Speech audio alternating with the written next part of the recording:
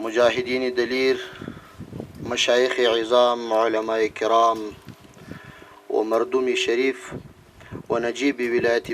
باستانی هرات، السلام علیکم و رحمت الله و برکاته.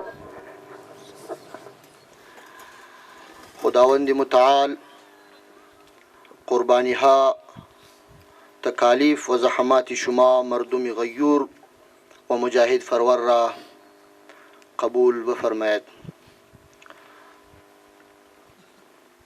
در قدم نخست این فتح و فیروزی بزرگ را برای یکایکتان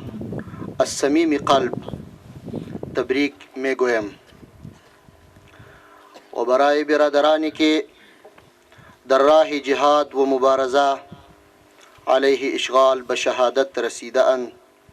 از بارگاه خدای متعال جنت الفردوس و برای بازماندگانشان صبر جمیل و نعم البدل استدعا دارم. جاه دارد که شکر خدا را بجا آوریم که او متعال قربانی های همه ما به فضل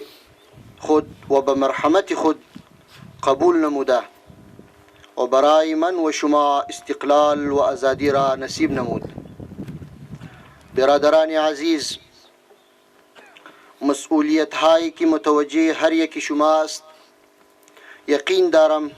شما با کمال تلاش و تقبل زحمات بدون احساس خستگی انجام می دهید که بر آن